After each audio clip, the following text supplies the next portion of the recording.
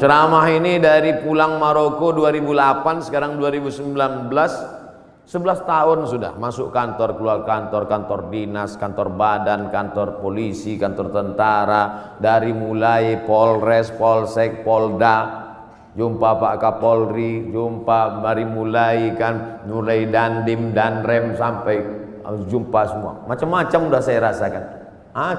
Ada kadang atasan itu duduk saya, dinaikkannya kakinya pas ke wajah saya.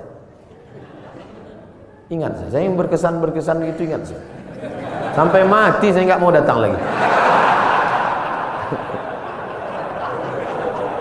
Ustadz dendam nggak? Ingat aja. Nah.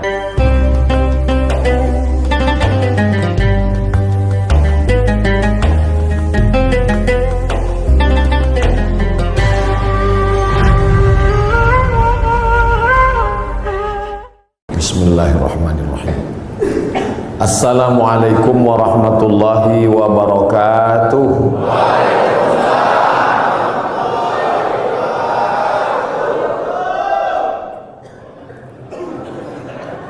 Begitu kalau tentara menjawab. Alhamdulillah wassalatu wassalamu ala Rasulillah wa ala alihi wa sahbihi wa man da'a bi da'watihi wastanna bi sunnatihi ila yaumi liqa'i rabbih. Rabbi shrah li sadri wa yassir li amri wahlul 'uqdatam min lisani yafqahu qawli. Saya berceramah di tengah TNI, tentara ini rasanya sudah sering. Perasaannya ngeri-ngeri sedap. Dulu diundang oleh Komandan Korem Wirabima Riau, Pekanbaru, dan biasanya mudah diingat karena mereka buat sesuatu yang khas. Itu teringat terus karena saya disuruh ceramah di atas mobil seumur-umur. Jadi ada sesuatu yang membuat kita teringat. Berganti waktu itu Pak Nurendi, berganti komandan yang baru, itu teringat juga karena unik juga yang dia buat. Tiba-tiba datang ke rumah saya seorang tentara, Pak Dewa namanya. Pulang saya diberitahu tadi ada tentara datang. Saya tanya ngapain? Ngambil baju. Kenapa baju saya diambil? Ini ada apa-apanya ini? Rupanya beberapa hari setelah itu dia kirim 5 baju supaya Ustadz Somad ceramah bajunya ganti-ganti. Teringat. Kemudian pula di beberapa tempat ceramah hampir dibatalkan, tidak boleh, tapi akhirnya jadi. Setelah saya telusuri, kenapa jadi? Karena Bapak Dandim berani bertanggung jawab kalau ada hal-hal nanti yang bisa membuat Ustadz ceramahnya tidak jadi. Jadi saya di kesempatan ini tak dapat disebut namanya satu persatu, ingin mengucapkan banyak terima kasih kepada TNI yang sudah memberikan kontribusi dalam bidang dakwah. Mereka tidak berceramah tapi memberikan jalan. Kata Nabi, man jahaza ghazian, siapa yang memberikan jalan untuk dakwah maka dia sama seperti orang yang berdakwah. Dan siapa yang paling mulia nanti di hadapan Allah belum tentu yang ceramah, boleh jadi kameramen, karena mereka yang menshoot kemudian mengupload dan ditonton orang banyak. Oleh sebab itu siapa yang paling besar pahala jasanya di hadapan Allah? Mudah-mudahan kita semua nanti melihat amal kita di hadapan Allah, dan kita bersama di masjid ini, bersama di majelis duha ini, bersama di masjid maulid Nabi Muhammad SAW, bersama pula kita nanti di surga Jannatul Firdaus. Kalau nanti Bapak Ibu mencari-cari kenapa Ustaz Abdul Somad tidak ketemu, tidak nampak di surga, cari di ruang VVIP. Kenapa Ustaz tiba-tiba ingat VVIP? Mengingat saudara-saudara yang di atas. Mereka ini ruang VVIP. Masya Allah, tabarakallah. Mengapa saya diundang dalam acara peresmian masjid? Memang itu doa saya selalu, dan saya sampaikan di beberapa ceramah. Tolong jangan undang saya peletakan batu pertama masjid, tapi undanglah saya pada acara peresmian peletakan keramik terakhir. Alhamdulillah doa itu dikabulkan Allah Subhanahu wa taala, dan yang mengundang saya Direktur Keuangan. Bangga kita. Tidak mungkin acara apapun terjadi kalau tidak ada izin dari keuangan. Semuanya bicara uang, materi, duit. Oleh sebab itu kebanggaan luar biasa. Dan ternyata Bapak Direktur Keuangan TNI, Bapak Brigjen TNI Temas, ujungnya titel saya lupa. Beliau tidak melupakan pendahulu beliau disebutkan yang ke-17, ke-18, ke-19, ke-20. Ini yang sekarang terjadi krisis di tengah masyarakat kita, melupakan orang masa lalu. Siapa yang melupakan sejarah, maka dia sudah kehilangan pondasi, rapuh. Ini bangunan tegak berdiri karena ada pondasi. Abu Bakar Siddiq tidak mau naik ke atas mimbar di lantai 3. Mimbar Nabi itu lantainya 3, 1, 2, 3. Abu Bakar kalau khutbah di lantai 2 saja, di tangga nomor 2. Ketika ditanya kenapa tidak mau, karena yang tegak di tempat 3 ini Nabi Muhammad SAW. Ketika Abu Bakar meninggal, naik Umar tidak mau di lantai tangga nomor 2, dia tegak di nomor 1. Di bawah. Ketika ditanya kenapa? Karena yang layak di sini hanya Abu Bakar, yang di sini adalah Nabi. Mereka dulu begitu, orang sekarang enggak. Malah dia ganti itu tangga semua, ganti yang baru. Tidak menghormati orang masa lalu. Apa itu pendahulu itu, enggak buat apa-apa kata dia. Tapi hari ini saya sedang diajarkan, wahai Abdul Somad, hormati pendahulu, hormati orang masa lalu. Kalau bahasa Bung Karno-nya, jas merah. Jangan sekali-sekali melupakan sejarah. Walaupun TNI jasnya hijau. Oleh sebab itu maka kadang ada nasihat itu sesuatu yang diutarakan dengan lisan, lidah, kata-kata. Tapi ada perbuatan, action. Dalam pepatah Arab dikatakan lisanul hal afsah min lisanil maqal. Action, perbuatan jauh lebih berkesan daripada ucapan. Mari bangun masjid, mari kita bangun masjid. Man bana masjidan, siapa yang bangun masjid, banallah mithlahu baitan fil jannah, Allah bangunkan untuknya satu tempat dalam surga. Bolak-balik saya ceramah, tapi andai ada yang bertanya, Ustaz udah bangun masjid? Belum. Tapi ada orang yang tidak pernah ngajak orang lain, tidak pernah ceramah, tapi real, nyata hari ini. Yang bisa bangun dengan uangnya, bangun dengan uang. Tidak bisa bangun dengan uangnya, bangun dengan uang orang lain. Tapi dengan kekuasaan yang ada di tangan kita, mumpung tanda tangan masih berlaku, mumpung ada segenggam kekuasaan di ujung jari titipan Allah, pakai menolong agama Allah Subhanahu wa ta'ala. Itu selalu ceramah saya ulang-ulang, dan hari ini saya melihatnya real, nyata. Mudah-mudahan ini menjadi inspirasi bagi seluruh orang-orang yang diberikan Allah amanah jabatan dan kekuasaan. Selama saya memimpin harus ada satu masjid yang baru, harus ada satu masjid renovasi. Kadang saya pergi ke salah satu kantor-kantor tempat ceramah, megah, besar, hebat, acara convention hall. Ketika nanya, Pak mohon izin mau sholat ke masjid, kecil, karpet pun bau kepinding. Tapi di masjid Direktur Keuangan, Masya Allah, megah, mewah, memandang ke atas, rasa-rasa dekat ke langit, doa terkabul. Indah. Kadang di beberapa masjid saya hilang konsentrasi, kehilangan bahan. Kenapa? Semua ibu-ibu berkipas. Hari ini tak ada. Adam, ayam, AC. Masya Allah, lihat. Dia sengaja di pintu AC itu dipasang ada tirai supaya menunjukkan dia hidup. Dipasang hidup. Di beberapa masjid ceramah juga saya banyak AC tapi nggak hidup. Ini hidup. Karpetnya luar biasa. Kemarin saya ceramah di salah satu provinsi, karpet tebal. Tapi sebelum naik ke atas jamaah bisik, DKM, Dewan Kemakmuran Masjid. Ustaz, bagus nggak karpetnya? Bagus, saya bilang. Tolong nanti penggalangan dana, masih hutang Ustaz. Tapi masjid kita tidak. Masya Allah, tabarakallah. Man bana masjidan, siapa yang bangun masjid, banallah mithlahu baitan fil jannah. Orang Islam mesti kaya, karena syarat booking tempat di surga bangun masjid. Jadi yang nggak bangun masjid Pak Ustadz, yang nggak punya jabatan, yang nggak punya harta, ya siap-siaplah di emperan kaki lima.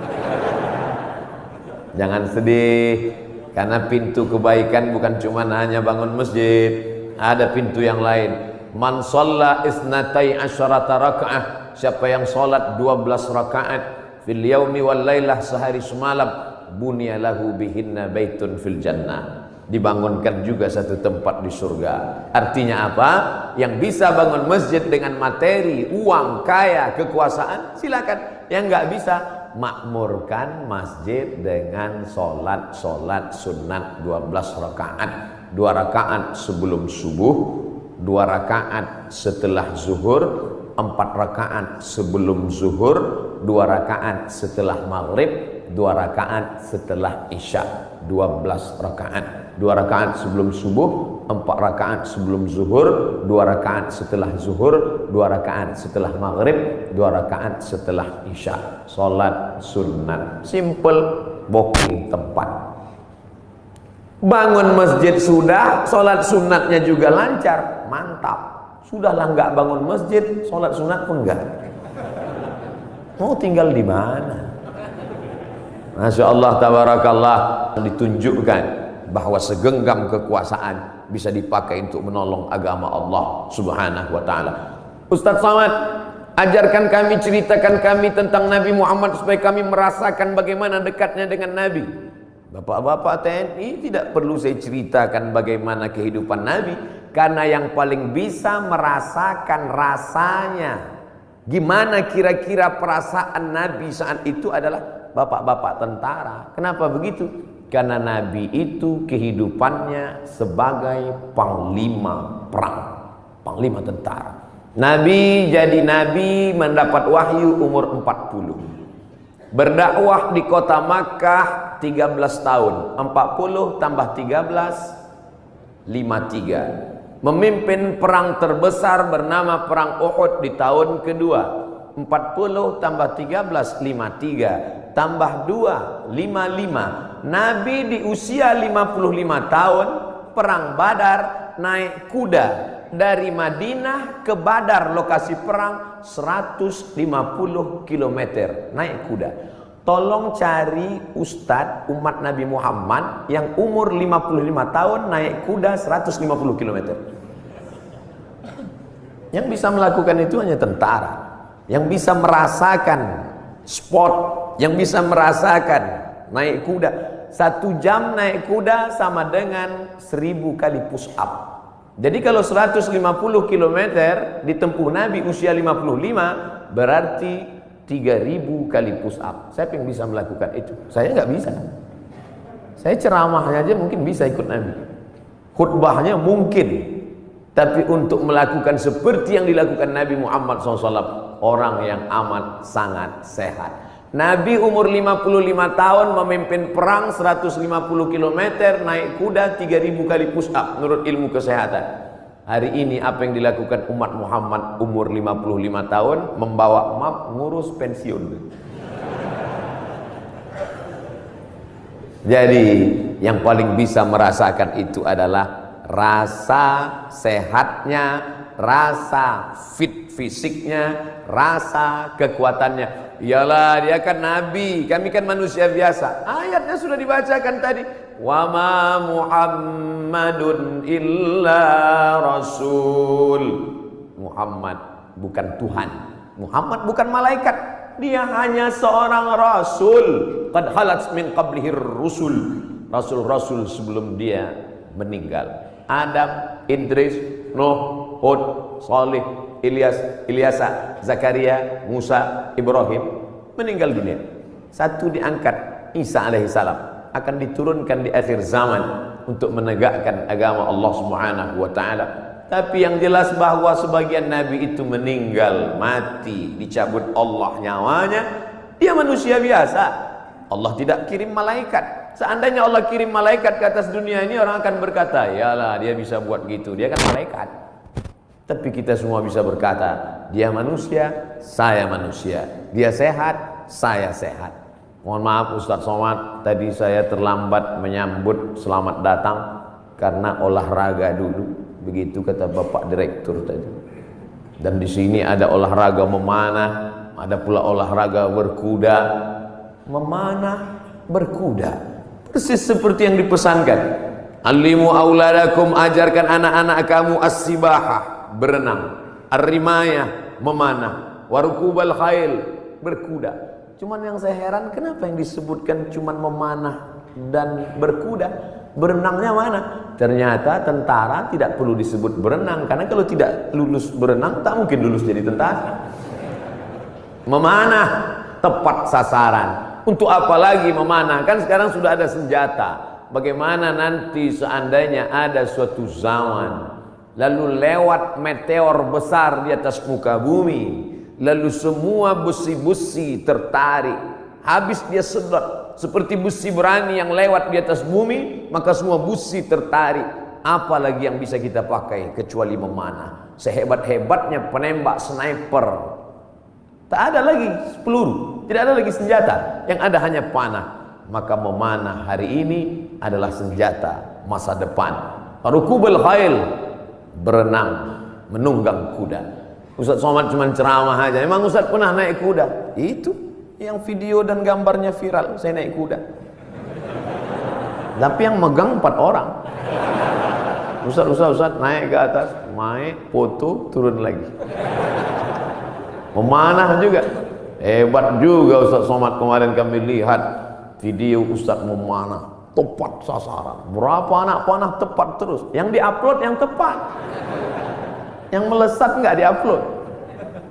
Membangkitkan motivasi anak-anak muda kita, pemuda-pemuda kita yang masa darah bergejolak, hawa nafsu luar biasa. Kemana disalurkan ini? Kepada 3: berenang, memanah. Ustaz, kalau kami banyak berenang ini, apakah hawa nafsu kami ini akan turun? Saya bilang, kalau kamu berenang sampai ke tengah sungai, ke tengah laut, bukan cuma nafsunya hilang, kamu hilang sekalian. Artinya apa? Islam tidak membunuh hawa nafsu, tapi hawa nafsu disalurkan dalam bentuk olahraga. Jadi jangan bayangkan Nabi Muhammad itu hanya duduk berzikir, baca Quran, lalu ketika datang orang cerita mati. Bukan begitu Nabi itu. Nabi itu panglima perang, strateginya luar biasa. Saat perang Badar, Nabi pagi-pagi sudah datang ke lokasi perang. Akhirnya lokasi perang dikuasai Nabi dan musuh ketinggalan. Kenapa Nabi awal? Nabi awal datang menyusun pasukannya di tempat matahari terbit.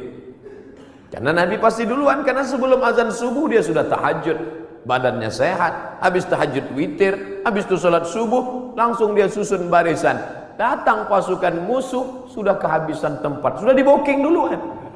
Nabi susun barisan di matahari terbit. 1-0 sudah kena. Kenapa? Karena kalau disusun pasukan di matahari terbit, maka mata musuh silau. Mata yang silau tidak nampak di mana anak panah, di mana tombak, di mana pedang. 1 sudah kalah. Lalu kemudian dari mana Nabi tahu jumlah pasukan? Tempat mereka berkemah, datang seorang sahabat. Ya Rasulullah, ya. Apakah ada wahyu turun di mana kita berkemah malam ini? Tidak ada wahyu. Datang sahabat kasih pendapat. Saya ada pendapat ya Rasulullah. Apa pendapatmu? Kita akan berkemah di lokasi ini, tempat oase, tempat air di gurun. Karena dengan menguasai oase, musuh akan kehabisan air minum. Karena mereka datang 500 km dari kota Makkah Madinah dan sampai di Badar. 2-0 musuh kalah sebelum perang. Apakah Nabi ketika itu datang anak buah sahabat, ya Rasulullah, ini saya ada ide kamu jangan pakai, saya cukup dari Jibril aja. Nabi sebagai pimpinan mendengar saran dari bawahan, padahal dia menerima wahyu dari Allah Subhanahu wa taala. Poin yang ketiga, Nabi sallallahu alaihi wasallam tahu berapa jumlah musuh. Hebatnya strategi intelijen Nabi. Bagaimana caranya? Ketika Nabi melihat ada seorang pasukan dari kafir Quraisy mengendap-endap, kata Nabi, tangkap dia. Tapi ditangkap bukan untuk disiksa. Kebetulan yang mereka tangkap ini adalah tukang masak yang mengambil air. Ditangkap, ditanya oleh Nabi, berapa jumlah pasukan kalian? Kata tukang masak, mana saya tahu? Saya kan cuma masak. Masa pasukan itu kan yang tahu pimpinan. Nabi tanya, kamu kalau masak pagi, siang berapa ekor kambing?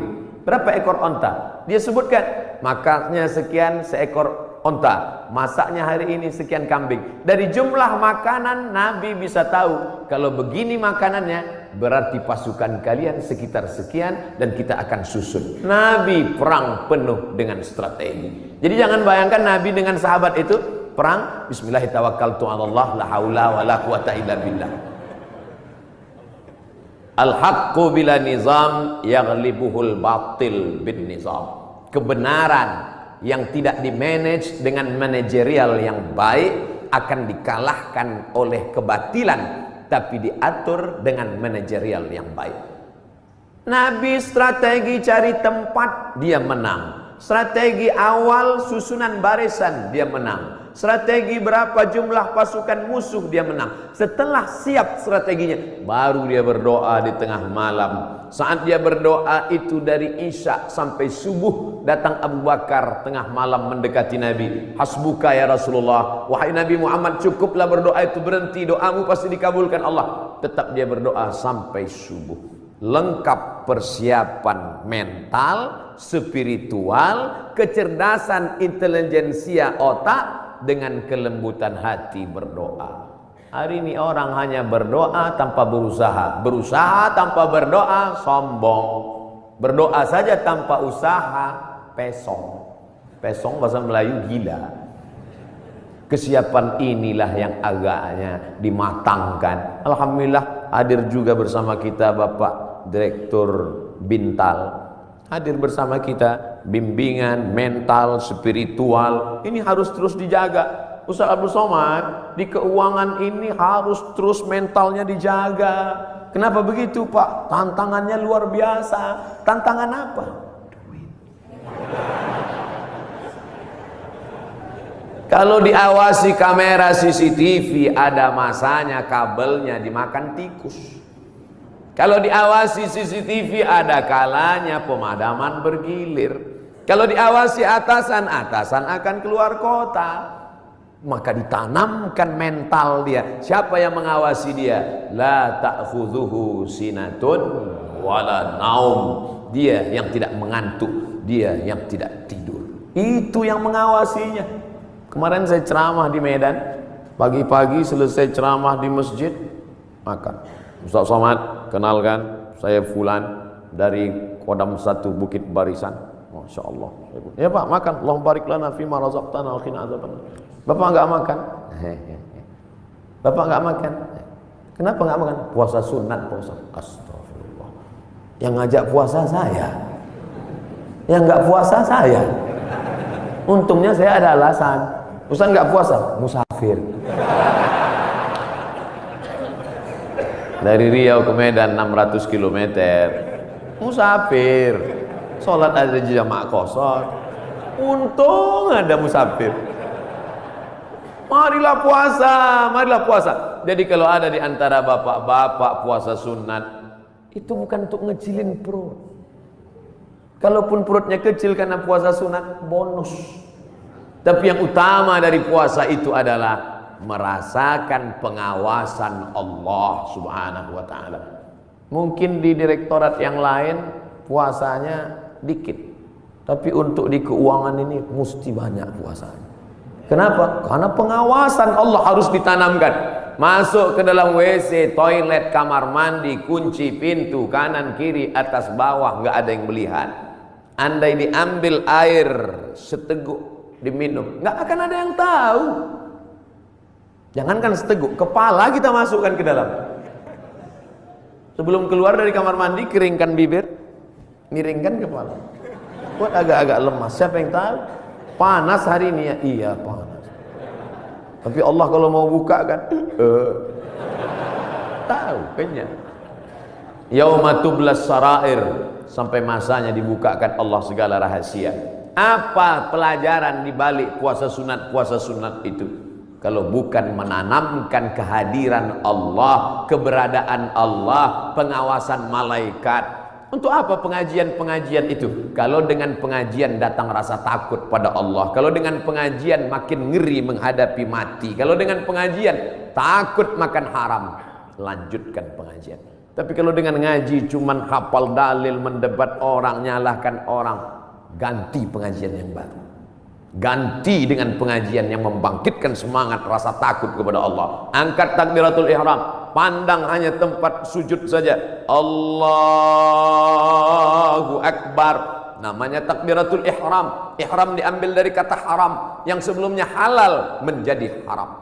Kepala-kepala kita, yang gatal kepala kita, yang menggaruknya kita. Tapi ketika kita garuk lebih dari 3 kali, haram, batal. Pada saat itu orang hanya melihat tempat sujud.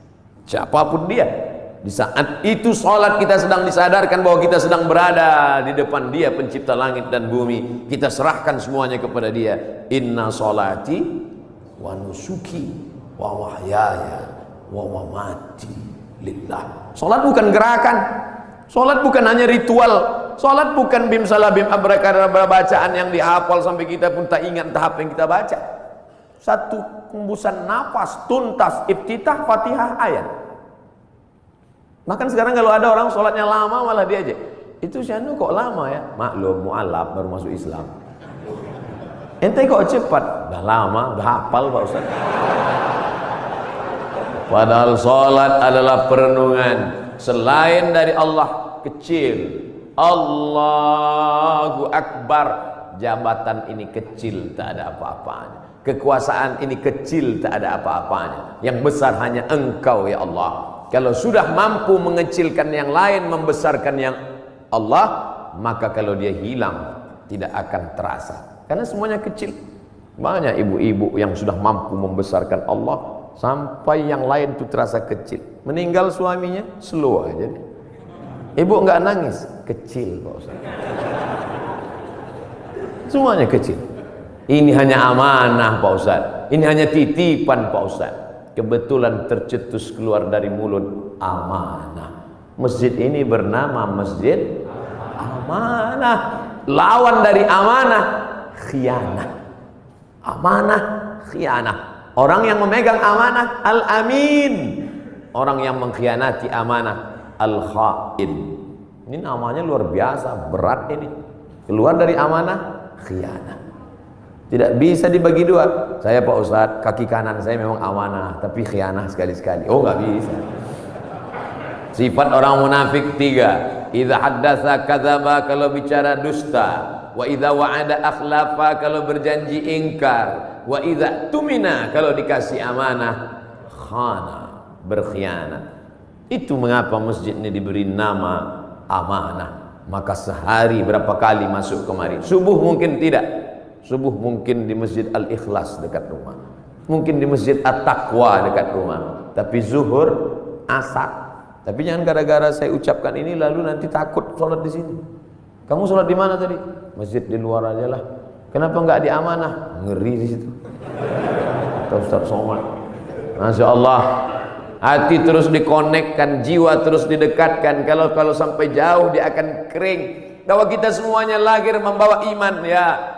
Iman ini sudah kita bawa sebelum masuk ke rahim ibu kita. Inna ahadakum yujma'u khalquhu fi batni ummihi arba'ina yawman nutfah. Kamu diciptakan dalam perut ibumu 40 hari dalam bentuk sperma. Summa yakunu 'alaqatan, berubah 40 hari dalam bentuk darah. Summa yakunu mudghatan, berubah 40 hari dalam bentuk daging. 40 hari air. 40 hari darah, 40 hari daging, 120 hari datang malaikat membawa roh yang sudah ready. Belum ada kulit, belum ada kuku, belum ada bulu, belum ada darah, belum ada daging, belum dibawa malaikat. Kita sudah bersama berkumpul di alam roh, dan Allah bertanya ketika itu, alastu bi rabbikum, bukankah aku Tuhan kamu?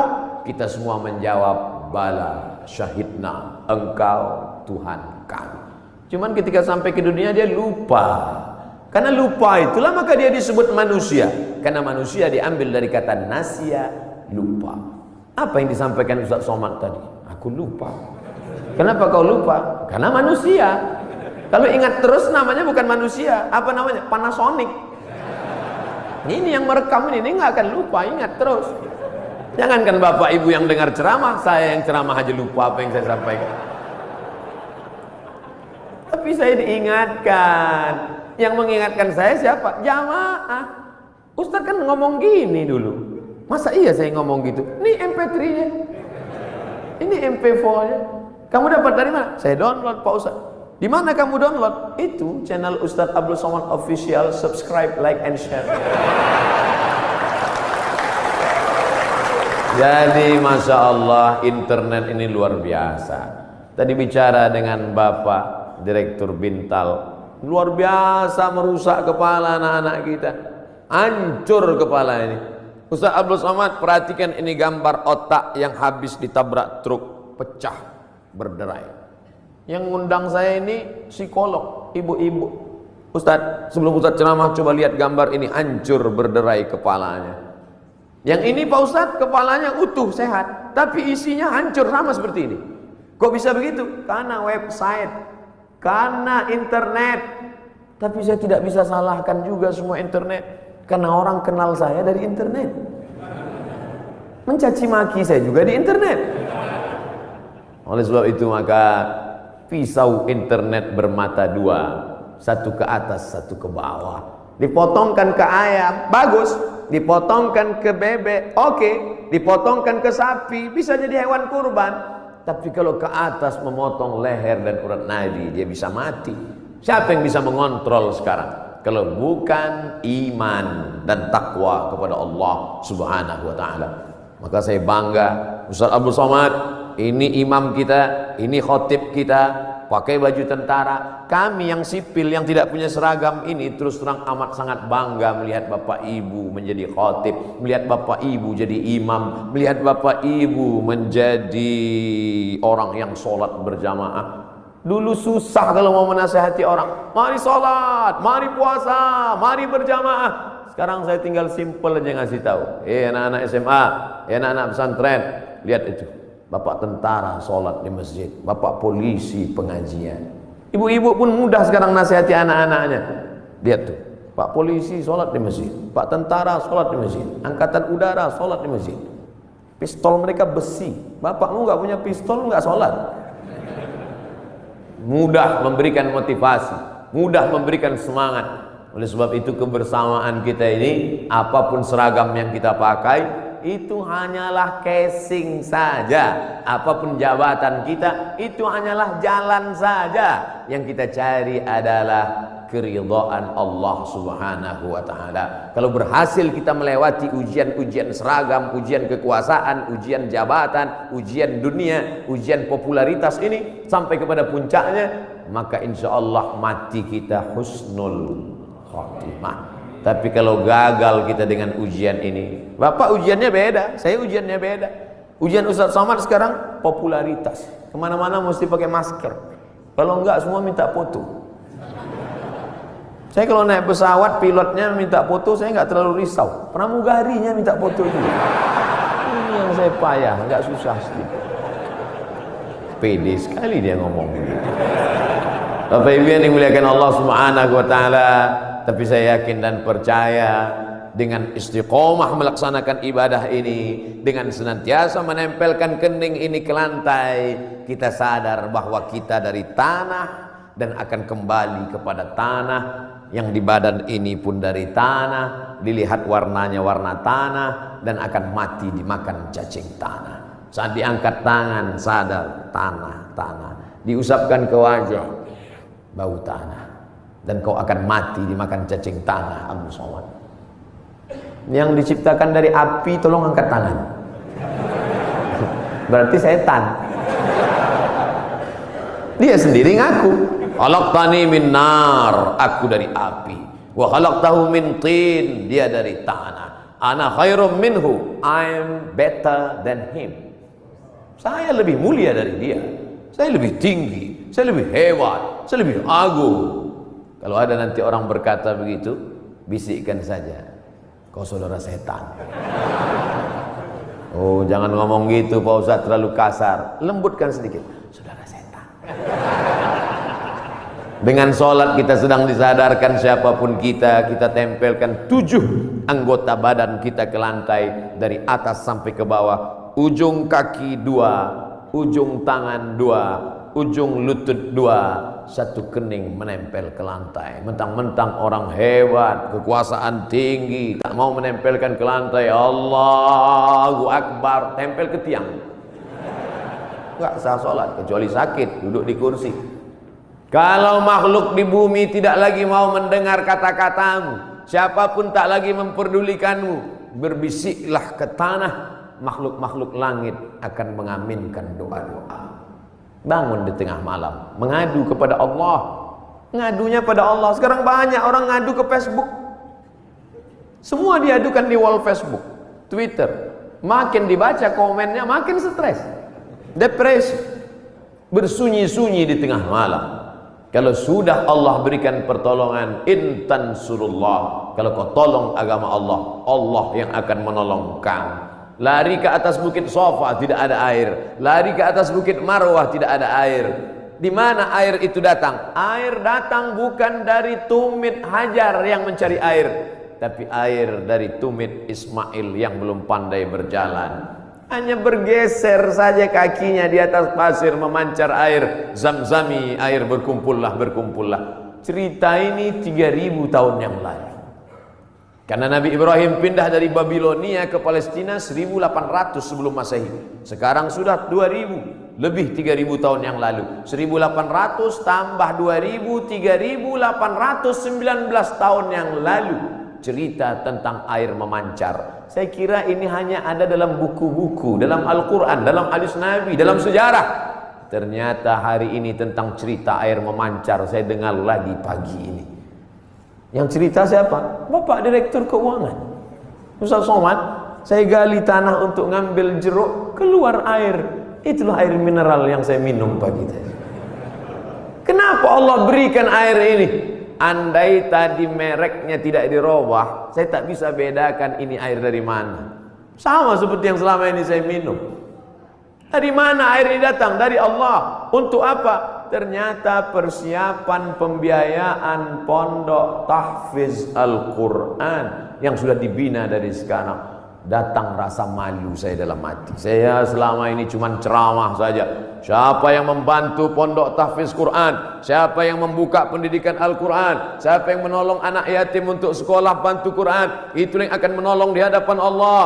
Makanan yang kau makan akan busuk, pakaian yang kau pakai akan lapuk, yang kau sedekahkan itu yang akan menolong di hadapan Allah. Andai ada yang bertanya, berapa anak tahfiz Quran yang Ustadz tolong? Jangan tanya-tanya.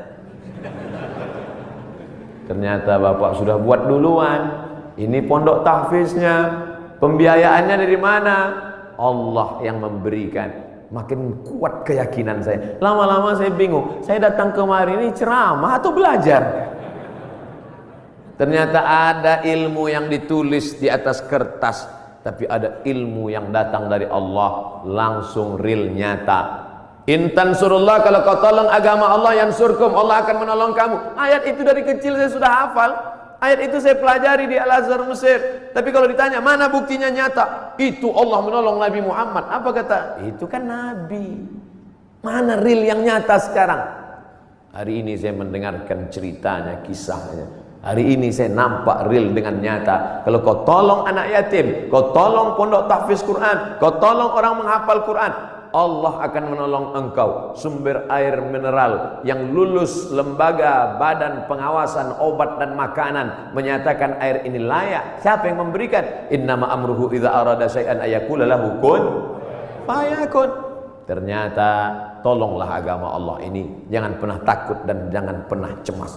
Kadang-kadang kalau terlalu banyak orang menakut-nakuti kita, kita jadi takut juga. Kita sudah berani, tapi karena ditakut-takuti orang, kita pun jadi takut juga. Ini Ustaz cerita tentang siapa? Tentang saya. Saking banyaknya yang membuli kita, kita jadi cemas juga lama-lama. Tapi rupanya semakin banyak cerita kita dengar tentang turunnya pertolongan Allah. Ala inna nasrallahi qarib. Yakinlah pertolongan Allah itu dekat. Jangan pernah takut dengan akhir masa pensiun. Nanti saya akan makan apa, nanti saya... Berapa banyak orang berpikir nanti pensiun makan apa, malaikat maut datang malah sebelum pensiun. Malaikat maut tidak pernah datang melihat akte kelahiran. Berapa banyak orang sehat mati mendadak, yang divonis mati nggak mati-mati. Saya berapa kali ketemu ceramah dalam pengurus masjid, Ustaz Somad, nanti habis ceramah kita makan ya. Oke. Bedanya kalau di masjid lain setelah ceramah baru makan. Di kantor keuangan TNI sebelum ceramah udah makan duluan. Tabarakallah. Ketika selesai makan, kata Pak Ketua Dewan Kemakmuran Masjid, Ustaz Somad, saya ini sudah divonis, kata dokter, kena jantung koroner, harus dibelah urat kaki naik ke atas. Terus saya takut Pak Ustadz ngelihat ayam potong dibelah. Jadi ya saya nggak dioperasi. Katanya berapa lagi umur Bapak? 2 bulan Pak Ustadz. Terus udah 2 tahun nggak mati-mati. Bukan saya ngatakan Bapak Ibu nggak usah cek. Saya tetap medical check up, tetap ke rumah sakit, tetap tanya dokter. Termasuk kurusnya saya ini pun saya sudah konsultasikan ke dokter.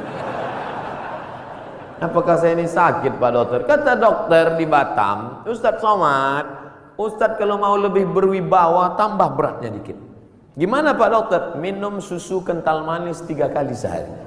Pagi segelas, siang segelas, malam segelas. Sebulan akan naik sekian. Oke Pak. Sebulan saya minum, timbang tetap. Saya tanya, Pak Dokter, sudah saya minum kok nggak nambah? Kata dia, Ustadz terima aja, berarti sudah takdir Allah SWT. Yang penting saya sehat. Ini saya ceritakan supaya Bapak Ibu tidak terlalu memaksakan diet ingin seperti saya. Bapak gemuk, yang penting sehat. Ibu bapak yang penting sehat, beribadah. Apapun judulnya, hidup ini adalah ibadah. Karena tujuan Allah menciptakan kita, wa ma khalaqtul jinna wal insa illa liya'budun, ibadah. Cuman kekeliruan kita memahami ibadah terlalu sempit. Salat, zakat, puasa, haji, baca Quran, cuman itu ibadah. Padahal di kantor dari jam 8 pagi sampai jam 4 sore adalah ibadah. Kalau dipahami ini, ngurus keuangan negara TNI ini adalah ibadah ringan, dan kita tidak akan mungkin curang. Sebagaimana kita jujur dalam sholat, sebagaimana kita jujur saat di Masjidil Haram, begitulah kita jujur di kantor kita, karena pekerjaan kita adalah ibadah. Tapi jangan dibalik. Nanti pas azan zuhur, Allahu Akbar, Allahu Akbar, tetap buat laporan. Loh, ente nggak ke masjid amanah? Ibadah. Ini harus diluruskan juga. Ada ibadah mahdhah yang pure original, memang ibadah, ada rukunnya, ada syaratnya, ada wajibnya, ada sunatnya, memang ibadah. Sholat, puasa, itu ibadah. Tapi ada aktivitas sehari-hari bernilai ibadah. Ustaz, Allah tuh nggak adil loh Pak Ustaz. Loh, kamu bilang Allah nggak adil, bisa kafir, bisa murtad. Masa laki-laki enak bisa puasa sunat, laki-laki bisa zikir, laki-laki bisa baca Quran. Kami Pak Ustadz 9 bulan 10 hari nggak bisa ibadah. Ibu, hamil itu pun ibadah. Hamil itu ibadah, karena akan melahirkan anak-anak yang soleh. Sejak itu alhamdulillah ibu-ibu sudah punya jawaban. Kalau ada atasannya nanya, kamu ini sebentar-bentar cuti hamil, sebentar cuti hamil, apa ini? Ibadah. Malah anak itu adalah ibadah yang tidak akan putus. Kalau ada di antara bapak yang rajin sholat duha, meninggal dunia, putus. Yang rajin baca Quran, meninggal dunia, putus. Tapi ada ibadah yang tidak putus. Waladun salihun, anak yang soleh. Apa tidak bangga Abdul Somad pagi ini? Anak tentara, hafal Quran, sekolah di Yordania, ngomong dengan Ustaz Somad bahasa Arab. Untung saya masih ingat bahasa Arab. Saya sudah pulang dari Arab 2006, 4 tahun di Mesir, 2 tahun di Maroko, S3 di Sudan. Saya cerita ini untuk ngasih tahu bahwa saya bukan Ustaz kaleng-kaleng itu.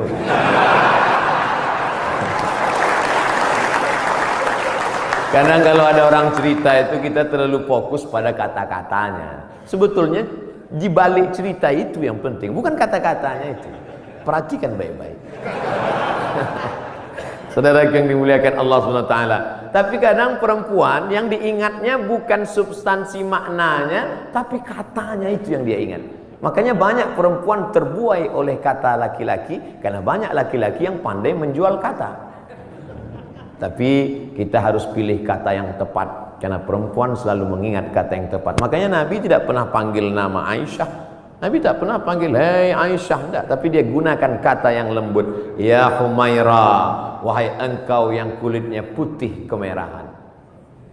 Karena perempuan akan mengingat kata pujian itu. Ya Humaira, tentara yang tegas, tapi ketika bertemu dengan ibu-ibu Persid, Kartika Chandra Kirana, maka kalimat dia tidak kalimat perang. Tidak mungkin dia pakai siap katanya, tidak. Tapi dia pakai kata-kata yang lembut. Nabi Muhammad panglima perang, Nabi Muhammad tentara, tapi kepada perempuan apa kata dia kepada Aisyah? Ya Humaira, wahai engkau yang kulitnya putih kemerahan. Ustaz Somad, ya boleh saya panggil istri saya Humaira? Boleh, tapi dia nggak putih, nggak apa-apa. Menyenangkan hatinya, apa salah? Ya Humairah, jangan terlalu jujur. Ini pulang ke rumah manggil ya Hajar Aswad. Ternyata di balik seragam yang tegas itu, di balik tubuh yang berotot itu, ada kata-kata yang lembut, yang memukau, yang luar biasa. Karena di balik laki-laki yang sukses ada perempuan yang luar biasa, dan mereka hadir bersama kita pada hari ini. Mudah-mudahan kebersamaan di dunia ini menjadi kebersamaan peran perempuan. Man ala salasa banatin, yang membesarkan 3 orang anak perempuan fa'addabahunna. Kenapa Ustaz udah 2 kali ngelihat jam? Tentara ini disiplin. Makanya saya udah dikasih tahu, Ustaz akan sampai jam sekian, sarapannya sampai jam sekian, foto-foto sampai menit sekian, peresmian jam sekian, ceramah jam sekian. Dan saya memang dari dulu disiplin. Di mana-mana ceramah 60 menit sesuai yang tertulis di botol 600 ml. Nggak pernah lebih, nggak pernah kurang. Tadi saya mulai jam 8.15, akan berakhir jam 9.15. Tapi ternyata ceramah di depan Bapak Ibu hari ini waktu terasa begitu cepat berlalu. Sudah jam 9:05, 10 menit lagi berakhir. Padahal rasanya saya baru 5 menit aja di atasnya. Kata jamaah, Ustadz aja yang merasa cepat, aku udah lama kali dah. Bapak-bapak yang bagian ceramah, yang bagian kultum, yang bagian kata sambutan, itu pasti punya selalu ada rasa di hatinya. Kadang ada tempat itu kita ceramah terasa lama sekali. Kadang-kadang dilihat jam itu seperti tak bergerak. Tapi ada pula saatnya kita ngomong lancar, cair. Itu saya pribadi, itu tergantung jamaah yang mendengar. Kalau hati dia terbuka, itu kita lancar. Tapi kalau hati dia tertutup, apalagi mata dia tertutup, itu susah gitu. Terpaksa. Saya terus terang Bapak Ibu, ceramah ini dari pulang Maroko 2008, sekarang 2019. 11 tahun sudah masuk kantor, keluar kantor, kantor dinas, kantor badan, kantor polisi, kantor tentara, dari mulai Polres, Polsek, Polda, jumpa Pak Kapolri, jumpa dari mulai Dandim, Danrem, sampai jumpa semua. Macam-macam udah saya rasakan. Ada kadang atasan itu duduk saya, dinaikkannya kakinya pas ke wajah saya. Ingat saya yang berkesan itu, ingat saya. Sampai mati saya nggak mau datang lagi. Ustadz dendam nggak? Ingat aja. Nah, spin. Pernah juga saya pas ceramah, saya sedang ceramah, mereka cekikikan di belakang, kiki. Lalu saya tutup aja, demikianlah tahu saya ini, saya pun pulang. Mereka nanya sampai ke parkir, kenapa Ustaz, ada apa? Saya bilang, la tu'alliqil jawahir fi a'naqil khanazir. Jangan gantungkan permata di leher babi. Karena babi tidak bisa membedakan mana pasir, mana permata, mana rambut, mana ijuk, mana rumput, mana ilalang, mana padi. Dia tak bisa bedakan. Tapi hari ini di depan bapak-bapak yang berseragam, jenderal-jenderal, bintang 1, luar biasa. Itu aja yang saya tahu bintang, yang lain saya tak tahu. Saya merasa dihormati, dimuliakan, ceramah saya didengar. Pernah juga saya ceramah di salah satu kantor. Waduh, ramai, hebat. Begitu selesai ceramah, semuanya merebut absen. Rupanya di absen atas. Ketakutan. Tapi hari ini saya merasakan ada ketulusan. Mudah-mudahan amal kita ini karena Allah Subhanahu. Dari bunyi aminnya bisa saya tangkap, memang betul. Jadi bahwa masjid ini sudah diresmikan, sudah dibuka, sudah dilaksanakan sholat berjamaah, nikmat terbesar. Selesaikah? Belum. Ada yang paling penting, istiqomah. Tapi ketika saya ceramah tentang istiqomah, marilah kita istiqomah. Selesai ceramah, datang panitia, Ustaz terlalu banyak nyebut istiqomah. Istiqomah sudah punya suami Pak Ustaz. Istiqomah yang kita maksudkan adalah angin datang, ombak memecah, angin puting beliung, tapi kita tetap melaksanakan sholat berjamaah. Karena ini yang bisa menolong kita. Yang lain tak bisa menolong saat malaikat maut mencabut nyawa. Yang bisa meringankan itu hanyalah la ilaha illallah Muhammadur Rasulullah. Yang belum membuat apa yang sudah dibuat, ini menjadi inspirasi. Mesti ada dalam hati berniat, kalau aku punya jabatan itu nanti, kalau aku punya harta itu nanti, kalau aku punya tanda tangan itu nanti, aku akan buat seperti ini. Jangan diucapkan, takut tergigit lidah, camkan dalam hati. Kalau nanti aku bisa begini, aku akan sekolahkan anak yatim. Aku terinspirasi dengan ceramah Ustaz tadi, ternyata Allah tolong rezeki berlimpah kalau sekolahkan anak yatim. Pulang dari sini jam 4, jam 5 nanti sore, mampir ke panti asuhan, tanya, saya belum bisa buat panti di rumah, tolong ke sini. Berapa anak yatim di sini Bapak panti, saya mau ngasih beras kemana? Untuk semuanya Pak? Enggak, 3 kilo aja. Kebetulan kita baru mampunya segitu, jangan paksakan lebih dari kemampuan. La yukallifullahu nafsan illa wus'ah. Beramal ini kalau mau ditunggu nantilah sholat sunat, setelah ini agak ringan, tidak akan pernah. Bersedekah pun begitu. Saya nantilah sedekah Pak Ustadz setelah kepribadian saya mapan, punya rumah pribadi, mobil pribadi, kebun pribadi. Nantilah Pak Ustadz setelah anak kuliah, ternyata biaya kuliah makin tinggi. Nantilah setelah anak kerja, ternyata setelah kerja persiapan untuk nikah. Nantilah setelah anak punya anak, ternyata cucunya lebih banyak lagi biaya. Sampai mati kita tidak pernah beramal. Mumpung masih sehat, sempat-sempatkan. Mumpung masih ada, sempat-sempatkan. Mungkin yang kecil itulah nanti akan menolong kita di hadapan Allah Subhanahu wa ta'ala. Abdul Somad diminta bercerita tentang Nabi Muhammad dalam waktu 60 menit. 63 tahun mau diceritakan 60 menit. Bahasa Arabnya mustahil.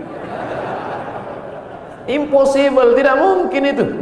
Oleh sebab itu kita gunakan telinga, datang pengajian, ceramah, tausiah, maulid. Wal basar, mata, baca buku. Saya anjurkan di bulan maulid ini beli buku sejarah Nabi, macam-macam. Saya pernah diberi oleh Bapak Dirintel, judulnya Intelijen Nabi. Bagus. Jadi yang dibaca itu khusus aspek intelijen Nabi. Saya pernah juga diberi buku, tapi untuk buku umum yang bahasanya simple, sederhana, judulnya Ar-Rahiq Al-Makhtum. Tidak diterjemahkan ke bahasa Indonesia judulnya. Memang itu judulnya, Ar-Rahiq Al-Makhtum, tapi isinya bahasa Indonesia. Ditulis oleh seorang pemenang Nobel Sejarah Islam Internasional dari India, namanya Syekh Safiur Rahman Al-Mubarak Furi. Dulu bukunya saya beli 44.000, soft copy, soft cover. Kalau harganya naik bukan tanggung jawab saya.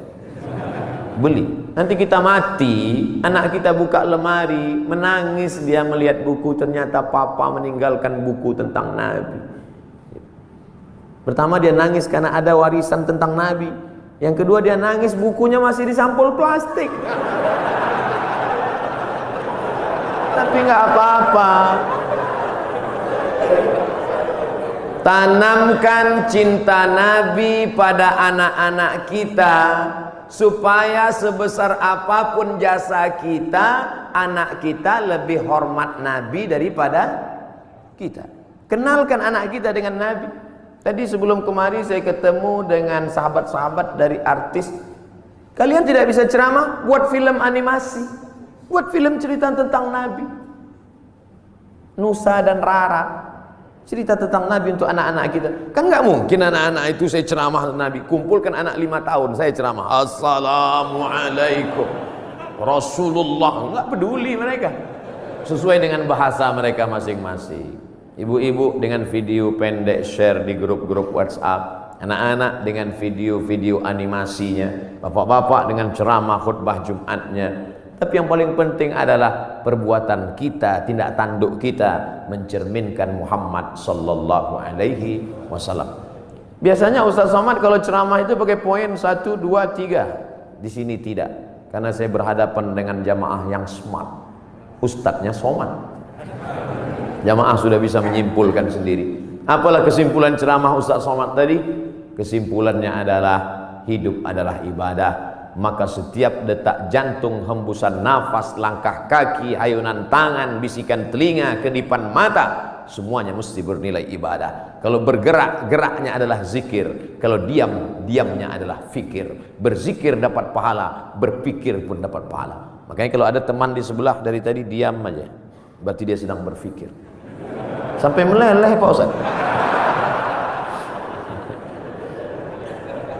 Waktu-waktu kosong diisi dengan Allahumma sholli ala sayyidina Muhammad wa ala ali sayyidina Muhammad. Allahumma sholli ala sayyidina Muhammad wa ala ali Muhammad. Allahumma sholli ala sayyidina Muhammad wa ala Muhammad.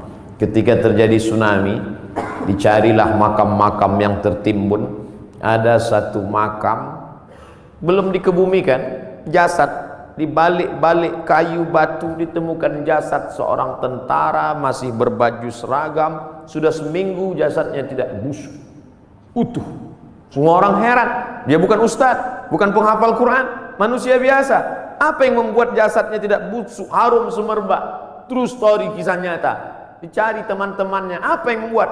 Dia tidak pernah mau membicarakan aib orang lain. Setiap ada orang-orang cerita aib, dia pergi atau diam dan selalu berzikir. Allah jaga jasadnya dari cacing tanah, Allah jaga jasadnya dari bakteri sehingga tidak tercium bau aroma bangkai, karena dia selalu menjaga aib orang lain. Amal kecil, simple, sederhana yang disangka tidak apa-apa, tapi ternyata besar di hadapan Allah Subhanahu wa ta'ala. Sebelum kita berdoa, saya minta request satu doa. Dimanapun Bapak Ibu berada, doakan Abdul Somad supaya mati husnul khatimah. Jangan sekarang, kita masih ada jadwal banyak lagi.